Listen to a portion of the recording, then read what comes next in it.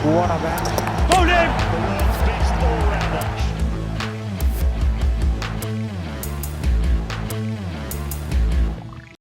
Welcome করছি রিয়াসাত আজিম and Azam cricket শোতে। আমরা কন্টেম্পোরারি ক্রিকেটীয় ইস্যু নিয়ে আলোচনা করি এবং আমার সাথে ইনফ্যাক্ট সবসময় থাকেন the great Atif Azam, not Atif Aslam. এবং আতিফ আসলামকে জড়িয়ে ধরার কাহিনীর পর থেকে উনি এসির মধ্যেও ঘামছেন। এই যে দেখেন ঘাম বোঝা যাচ্ছে, বা একটু যদি ক্লোজ করেন ওনার ঘামটা একটু দেখানোর চেষ্টা করেন। আপনি কি আসলে এই আতিফ আসলাম ইস্যুতে আতিফ নামটা এত আলোচনায় আসছে সেই কারণে এরকম ঘেমে গেছেন, নাকি অন্য কোনো কাহিনী আছে মানে ঘামার সাথে রিলেটেড না, যেটা ইনভলভ ছিলেন? আমি মাঠ থেকে আসলাম, তো প্র্যাকটিস দেখে আসলাম। কোন মাঠ? এই একাডেমি মাঠ থেকে। একাডেমি মাঠ থেকে আপনি আসছেন। আমরা চিয়ার্স করতে পারি নিশ্চয়ই। হ্যাঁ হ্যাঁ, এটা খাওয়া শুরু করে দিয়েছে, কি লোক রে ভাই, বলেও না। খান। যাই হোক, তা তো খাবো। যাই হোক, খেতে বলেছেন, খাচ্ছি। কিন্তু এই খাওয়াটা আসলে কিসের জন্য আদিব ভাই? আবাহনীর অগ্রিম শিরোপা উদযাপন বলা যেতে পারে। হ্যাঁ, আবাহনী অগ্রিম শিরোপা উদযাপন তো বলতেই পারেন, তবে আমার মনে হয় না আবাহনীর অগ্রিম শিরোপা উদযাপন এরকম একটা মানে জাস্ট মাঠের কাছে একটা রেস্টুরেন্টে হলে হবে। কারণ আমার কাছে মনে হয় আবাহনী এখন আইপিএল থেকেও বড় হয়ে গেছে। আবাহনী তো জাতীয় দলের থেকেই বড়, এটা তো আবাহনী থেকেই আমরা স্টেটমেন্ট পেয়েছি। না, জাতীয় দল থেকে বড় এটা তো আবাহনীর স্টেটমেন্ট দিয়েছে, তবে আইপিএল থেকে বড় এটা হচ্ছে কি, ধরেন একই দেশে তো আর দুইটা রুল হয় না। জি, যদি আবাহনীর ক্ষেত্রে রুলটা কিন্তু খুব ভালোভাবে প্রযোজ্য হয়, দুই ধরনের রুল। আচ্ছা, যেমন একটু যদি এক্সপ্লেইন করতেন। আমি বলতে চাচ্ছিলাম যে আইপিএল থেকে মুস্তাফিজকে আনা হচ্ছে, ফিরিয়ে আনা হচ্ছে জাস্ট ওয়ার্কলোড ম্যানেজমেন্টের জন্য। কিন্তু আবাহনীতেই আবার দুটো পেস বোলার জাতীয় দলেরই, এবং দুজনে ইনজুরি প্রোন, শরীফুল এবং তাসকিন, সেই দুজনকে খেলানো হচ্ছে এই রোদের মধ্যে। আপনি লাস্ট দুটো ম্যাচ দেখেন তাদের, তাহলে দেখবেন যে প্রথম দিকে শরীফুল তাসকিনের বোলিংয়েই কিন্তু মোটামুটি আবাহনী ম্যাচটা নিজে করে নিচ্ছে। তারা ম্যান অফ দ্য ম্যাচও ভাগাভাগি করে দেখেছি। হ্যাঁ হ্যাঁ, সো এইটাতে তার মানে কি, তাদের কি ওয়ার্কলোড নাই?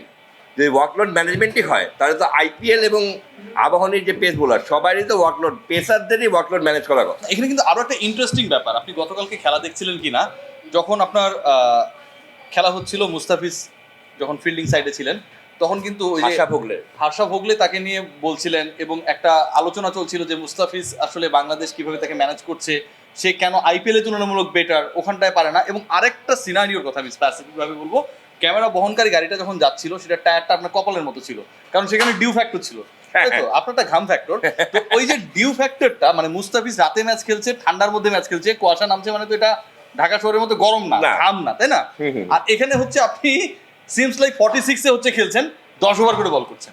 হ্যাঁ, এটা তো আপনার এখন আবাহনীর ব্যাপারে আমি বলতে চাই যে আবাহনীর যেরকম ভাবে চলছে, আবাহনী যে বাংলাদেশ টিম থেকে বড়, এটা তো রিয়াসাত ভাই আপনি যে বিগত দিনে বাংলাদেশ টিমগুলো আপনি কখনো দেখেন, জি, তখন দেখবেন যখন লিগ হয়েছে তখন কিন্তু আবাহনী প্লেয়ারদেরকে সেভ করে বাংলাদেশ টিমের প্র্যাকটিস ক্যাম্পগুলো শুরু হয়েছে। আচ্ছা, আজকে যে 2 দিন পরে প্র্যাকটিস ক্যাম্প শুরু হচ্ছে, 25 তারিখে কেন শুরু হচ্ছে না? কেন 26 তারিখেই শুরু হচ্ছে প্র্যাকটিস ক্যাম্প? বিকজ 25 তারিখে আবাহনীর শিরোপা নির্ধারিত হয়ে যাবে। আচ্ছা, এই হিসাবের কারণেই 25 তারিখে শুরু না হয় একদিন পরে, কারণ কালকে ম্যাচ জিততেই তো আবাহনীর শিরোপা নির্ধারিত হয়ে যাবে। সো এইভাবে যদি মানে আমি বলতে চাই আবাহনীকে তো, আবাহনী তো পাওয়ার কেন তাহলে, মানে না আবাহনীকে পাওয়ার কেন, এটা তো আসলে ডিনাই করে। অন্য দলগুলোর ক্ষেত্রে তো এটা আমরা দেখি না, মানে আবাহনীর ক্ষেত্রেই কেন এটা হবে? আবাহনীর আসলে ক্যারিশমাটা কোথায়?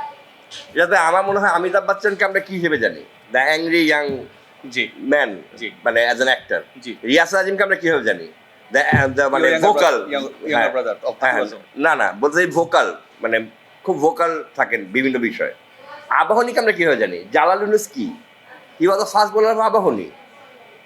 আজকে যিনি ক্রিকেট অফারের চেয়ারম্যান, আজকে যিনি গাজী আশরাফ হোসেন লিপু যিনি আছেন, তিনি আসলে তার মূল পরিচয়টা কি? আপনার কাছে মূল পরিচয়টা কি?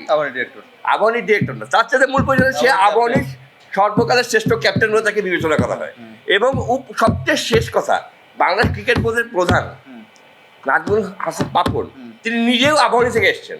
সো আবাহনী যে এই ধরনের ক্ষমতা রাখবেন এবং এই সবার সাথে মিলে, খালেদ মাহমুদ সুজন তিনিও আবাহনীর। আর একটা মজার ব্যাপার, খালেদ মাহমুদ সুজন ইদানিং চেতে গেছে, কেন বলেন তো? এটা জানেন কেন চেতে গেছে? কারণ আমি যেটা শুনছি বিভিন্ন খান থেকে, চন্ডিকা হাথুরু সিং আবাহনীতে জয়েন করতে পারে। এই যে আপনি হাইসা দিলেন। না, চন্ডিকা হাথুরু সিং বাংলাদেশ টিমে জয়েন করতে পারে, কিন্তু আবাহনী তো বাংলাদেশ টিম না, বাংলাদেশ টিমের থেকেই বড়। চন্ডিকা হাথুরু সিং তো বাংলাদেশ টিমের থেকে বড় কোনো জায়গায় জয়েন করতে পারে না। চন্ডিকা হাথুরু সিং বাংলাদেশ টিমের থেকে বড় জায়গায় যদি চলে যায়, তাহলে তো সুজন ভাইকে সরাই দিবে বাংলাদেশ টিমের থেকে বড় জায়গা থেকে। এই কারণে হ্যাঁ, কিন্তু মানে আমি বলতে চাচ্ছি যে আবাহনীর এই ধরনের, না আমি শুনলাম আপনার থেকে, আবাহনীর এই ধরনের যে মানে একচ্ছত্র আধিপত্য, এটা বাংলাদেশ ক্রিকেটের জন্য কখনোই খুব শুভকর না। আজকে ধর আমি আপনাকে জাস্ট একটা এক্সাম্পল দিই। আপনি বিগত কিছুদিন ধরে দেখতেছেন যে শরীফুল ইসলাম উনি কথা বলছেন। আমি তো শরীফুলকে অনেকদিন আগে থেকে চিনি। জি, চুপচাপ একদম চুপচাপ, খুবই মানে লাজুক ধরনের একটা ছেলে। একদমই আপনার মতো।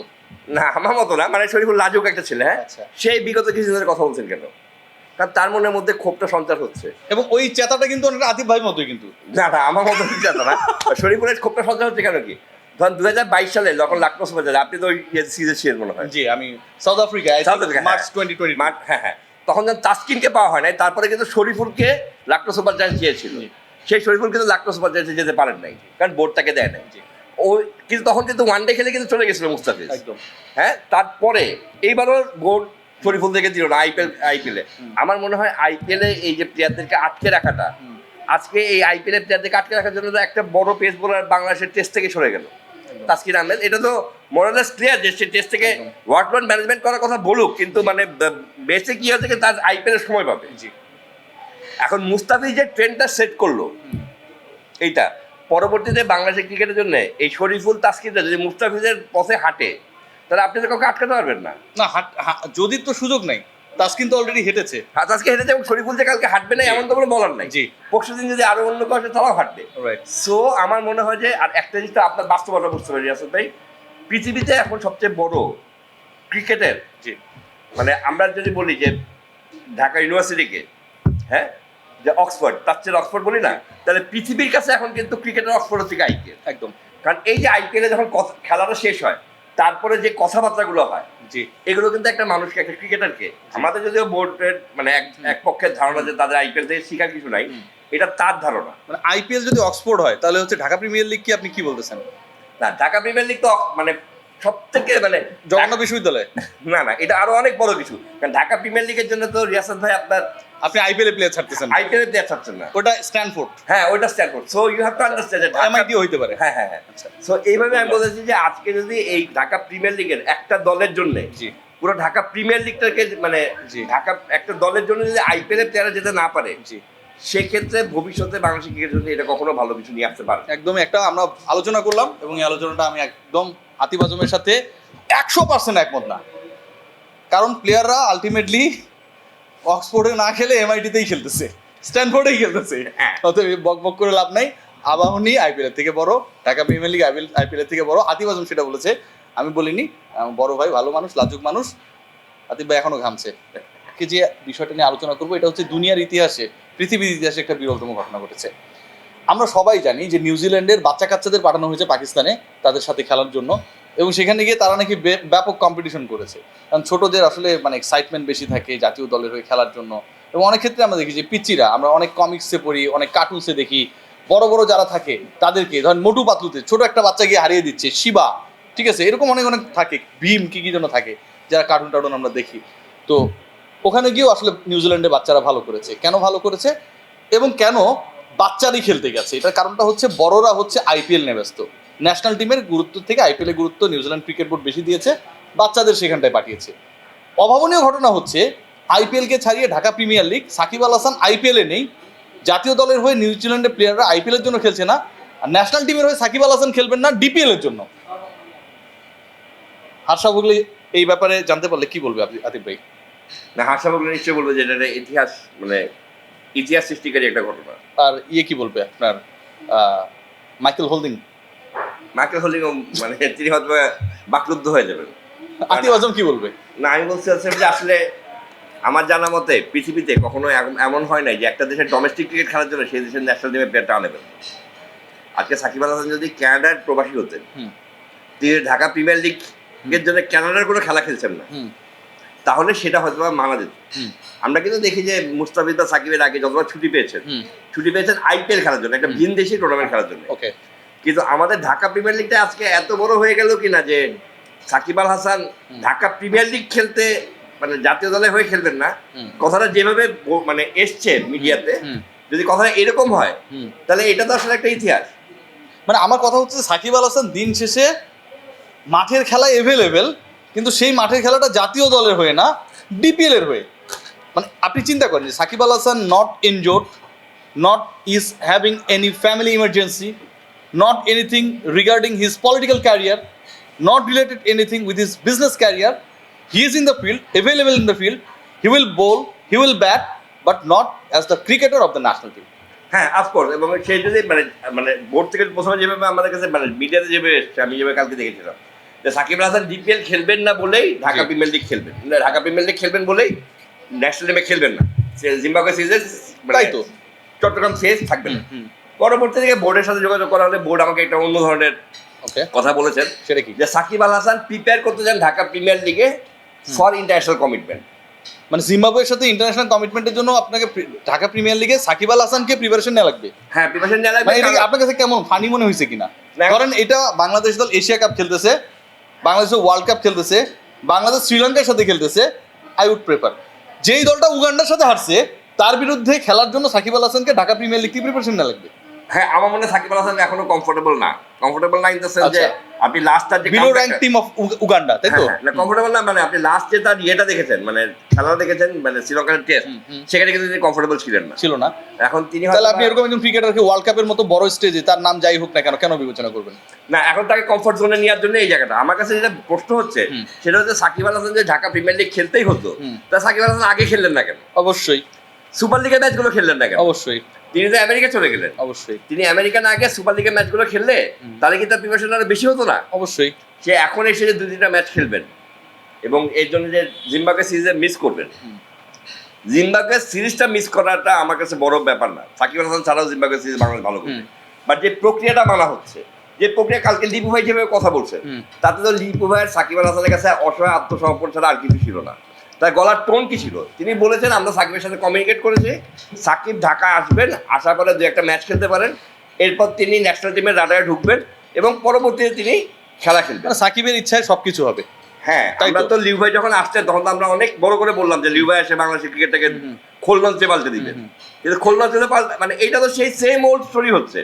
আজকে সাকিব আল হাসান ডিপিএল খেলছেন ফর ন্যাশনাল টিম প্রিপারেশন, আমার কাছে এইটা যদি ন্যাশনাল প্রিপারেশন ডিপিএল যদি খেলাটা এত যদি জরুরি থাকতো তাহলে সাকিব এটা ন্যাশনাল টিমের এই জিম্বাবুয়ে সিরিজে আগে কেন প্রিপারেশন শেষ করলেন একদম, না? এবং ন্যাশনাল টিম ম্যানেজমেন্ট সাকিবকে কেন আগে বাধ্য করলো না to play DPL before the series? হ্যাঁ সেই কথাই, ন্যাশনাল টিম ম্যানেজমেন্ট বা ন্যাশনাল টিমের ম্যানেজমেন্টের মানুষজন যারা আছেন তারা আমার মনে হয় সাকিব আল হাসানের কাছে এই বার্তাটা দেওয়ার মতো তাদের সেই সৎ সাহসটা নাই। কেন? কারণ সেই মানুষটাই সাকিব আল হাসান, তাহলে অসৎ সাহস দেখাইতো না যে কোনো পাপন ভাবে যে কোনো বলতো, বাট এখন সাকিব আল হাসান যেটা করলেন এটা তো যখন আমরা লিখবো যে ডিপিএল খেলার জন্য সাকিব আল হাসান খেলছেন না, এটা তো মানে পুরো পৃথিবীর কাছে একটা হাস্যকর ব্যাপার হবে। পৃথিবীর কাছে অলরেডি হাস্যকর হয়ে গেছে, মানে পৃথিবীর যারা সাকিব আল হাসানের খেলার খবর রাখে তারা অন্তত এই ব্যাপারটা নিয়ে হাসাহাসি করছে, মুচকি আসছে, বিসিবিকে মোটামুটি এই ইস্যুতে অন্তত গাটলেসই মনে করতেছে। হ্যাঁ এবং সবচেয়ে বড় বিষয়টা কি জানেন তো, পরবর্তীতে আমরা যখন জানবো যে সাকিব আল হাসান ডিপিএল খেলার সাথে সম্ভবত যে একটা বিজ্ঞাপন চিত্র ব্যবস্থা ছিল, তার কমিটমেন্ট ছিল, তখন ওইটা আর আমাদের কাছে নতুন কিছু লাগবে না, এবং ডেফিনেটলি সেই জায়গায় আমরা প্রেফারেন্স পাবো এবং আমরা সাকিবের নিউজগুলো আপনাদের জানাতে পারবো ভালোভাবে, কারণ বিনোদন সাংবাদিকদের সাথে অলরেডি হচ্ছে গ্যাঞ্জাম লেগে গেছে। সো স্পোর্টস জার্নালিস্টরা নিশ্চয়ই বিজ্ঞাপন রিলেটেড বা এরকম রিলেটেড ইস্যুতে আগে থেকে ভালো প্রেফারেন্স পাবে সাকিবের ব্যাপারে, তাই তো? অবশ্যই। আপনাকে বড় বলে বড় সে নয়, লোকে যারে বড় বলে বড় সে হয়, এটাকে একদমই পছন্দ করে না চান্ডিকা হাথুরু সিংয়ে। তার থেকে যখনই বাংলাদেশে কেউ হাই প্রোফাইল আসে সেই মানুষটার পেছনে তিনি যেভাবে লাগেন, যে ধরনের গ্রাম্য পলিটিক্স করেন, এটা কিন্তু আসলে ইতিহাসে খুব বিরল। মানে বাংলাদেশের ক্রিকেটের ঘোষিতি বেগম যদি আমরা কাউকে বলি 2024 বা 23-এর প্রেক্ষাপটে, চান্ডিকা হাথুরু সিংহে তিনি লৈঙ্গিকভাবে পুরুষ হবার পরও আমার কাছে মনে হয় ঘোষিতি বেগমের কিছুটা হলেও তার মধ্যে ব্যাপার স্যাপার রয়েছে।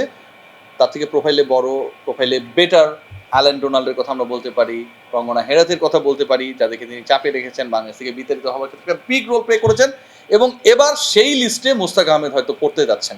আতিফ হাসান না, মোস্তাক আহমেদ পড়তে যাচ্ছেন কিনা সেটা তো আসলে এখনই আমাদের মানে বলার কিছু নেই। মোস্তাক আহমেদ প্রথম যে মানে বিসিবির সাথে প্রথম যে এগ্রিমেন্টটা সেটা মাত্র 2 মাসের।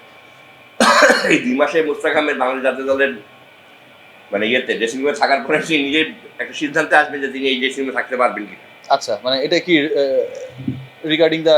হ্যাঁ, মোস্তাক আহমেদ কিন্তু এর আগে মানে মধ্যখানে কিন্তু একটা মানে একটা সংবাদ মাধ্যমে একটা ইন্টারভিউতে বলেছেন যে আমার তো আসলে এসে দেখতে হবে যে আমি এখানে থাকা সম্ভব কিনা। আচ্ছা, মানে এই অসম্ভবের আলোচনাটা আসছে কেন?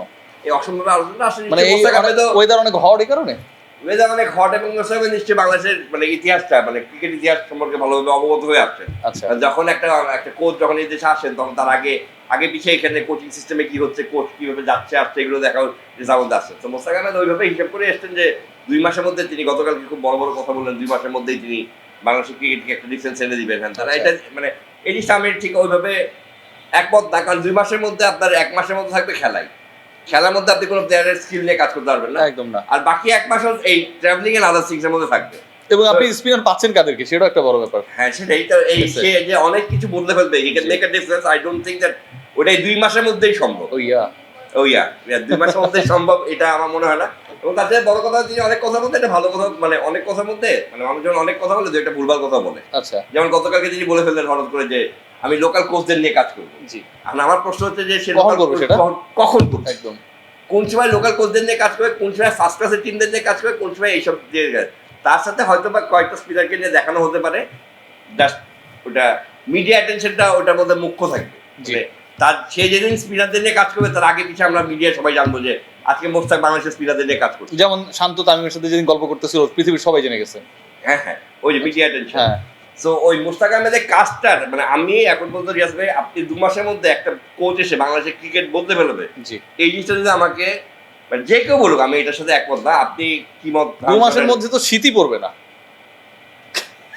আর তারপর থেকে আর দ্বিতীয় কথা থেকে যে এই প্লেয়ার গুলোকে তিনি আসলে কি নলেজটা দিবেন। জি, আমার যত মনে হয় যে তিনি একটা ম্যানেজমেন্টের একটা পার্ট হয়ে আসতে পারেন, যে তিনি একটা প্লেয়ারকে এক্সপিরিয়েন্স শেয়ার করতে পারেন যে জি। এই ধরনের উইকেটে এই ধরনের বল করে বল করা যেতে পারে, কিন্তু ওই প্লেয়ারটা ওই ধরনের বল করতে পারে কিনা বা ওই ধরনের বল করার জন্য যে ধরনের স্কিল সেট তার আছে কিনা সেইটা মুস্তাক কতটা জানেন এটা নিয়ে আমার প্লেয়ারের স্কিল না, আমার কথা হচ্ছে মুস্তাকের স্কিল এটা আছে কিনা যে হাতুড়ার সাথে তিনি টিকতে পারবেন। আপনি প্লেয়ারের স্কিলের কথা বাদ দেন, 2 মাস সে যে প্রপারলি টিকতে পারবে ওই স্কিলটা কি মুস্তাকের রয়েছে হাতুড়ার সাথে?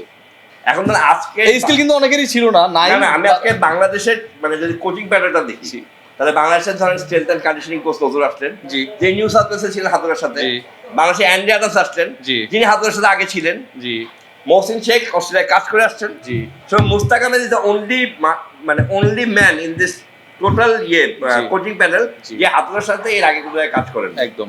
তো হাতুড়ার সাথে কতটা মানিয়ে নিতে পারেন মুস্তাক, এই ব্যাপারটি দেখার যেমন আছে। জি। আরো একটা ব্যাপার দেখার আছে, বাংলাদেশ আসলে মুস্তাকের মতো কোচের কাছে কি যাচ্ছে। একদম। কারণ আমার মুস্তাকের এই অ্যাপয়েন্টমেন্টের পরে একটা কথা খুব মনে পড়ছিল, ওই কথাটা যে আমি মানে শেষের দিকে সেটা জি। থেকে বাংলাদেশের কর্টিওয়ালস কানা হলো, তখন আমি একজন বাংলাদেশের শীর্ষস্থানীয় বোর্ড কর্মকর্তাকে জিজ্ঞেস করলাম জি। যে ভাই কর্টিওয়ালসকে আনলেন, তার তো কোচিং ব্যাকগ্রাউন্ড ওরকম স্ট্রং না। হুম।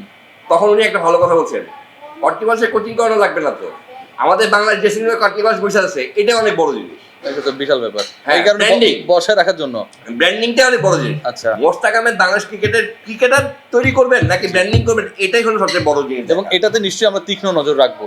হ্যাঁ, নিশ্চয়ই অবশ্যই দেখবেন। অবশ্যই। হুমায়ুন আহমেদ একটা কিন্তু দারুণ উপন্যাস ছিল, হলুদ হিমু কালো র্যাপ।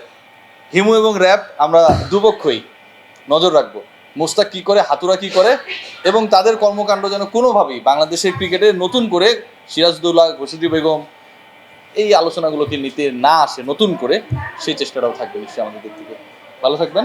আতিফ আজম আজকে ঘামছেন না, কারণটা আমি জানি না, খোঁজ খবর রাখতে হবে। মোস্তাকের কথা তো উনি ইংল্যান্ড থেকে এসেছেন, ইংলিশ না মানে এখানে ইংল্যান্ড না, এখানে হচ্ছে সিরাজদৌল্লা, ঘোষিটি বেগম, হিমু, র্যাপ এবং মোস্তাক, খন্দকার মোস্তাক, সেটাও কিন্তু আসলে একটা ক্যারেক্টার। টাটা।